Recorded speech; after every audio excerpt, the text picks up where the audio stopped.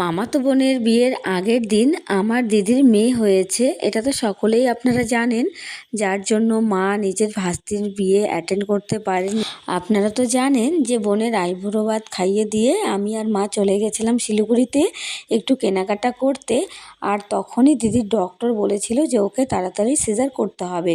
সেই কথা শুনে মা তো ওখানেই থেকে গেছিলো।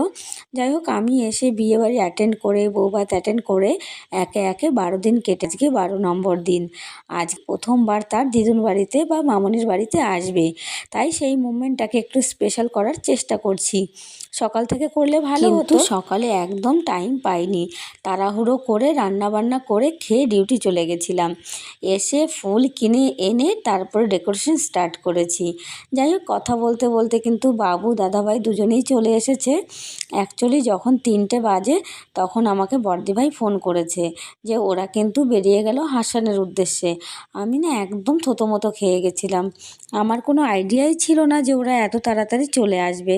যাই হোক, তারপরে সেই কথা শুনে তড়িঘড়ি আমি সাজানো স্টার্ট করি। মাথায় যেটা এসেছে খুব তাড়াতাড়ি আমি সেটাই করেছি।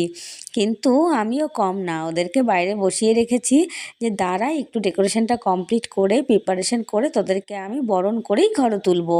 তো যাই হোক, ওকে পুচকিকে খাওয়াচ্ছে বাইরে, এর মধ্যে দৌড়ে গিয়ে আমি আবার একটু দুব্বা একটু ধানের জোগাড় করে নিয়েছি।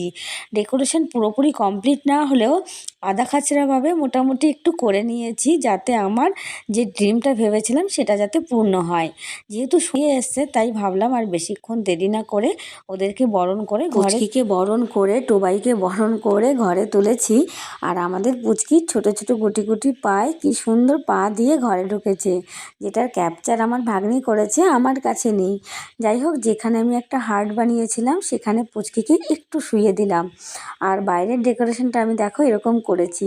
তাড়াহুড়োয় বাইরে থেকে কোনো ক্লিপ নিতেই আমি ভুলে গেছিলাম। খুব বেশি ভালো হয়নি, তবে যতটুকু টাইম পেয়েছি তার মধ্যে ভালো করার চেষ্টা করেছি। যাই হোক, এই যে ভেতরের ডেকোরেশনটা দেখো, এখানে আবার আমি ছোট ছোট দুটি লক্ষ্মীর পাড়া দিয়েছি।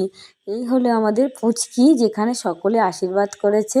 এখন ও ঢুলু ঢুলু চোখে সব কিছু দেখছে যে কোথায় আসলাম আমি। চলো দেখো আমাদের পুচকুর ছোট্ট ছোট্ট কিউট কিউট লক্ষ্মীর মতো পা দেখো। আর আমি তো বলতেই ভুলে গেছি, আমাদের পুচকির নাম আদ্রিতা রয় আর ডাক নাম মিহি। তো যাই হোক, তোমরা ওকে কিন্তু প্রাণ ভরে আশীর্বাদ করো। কেমন লাগলো আমার ব্লগটি কমেন্টে জানিও। Thanks for watching, by.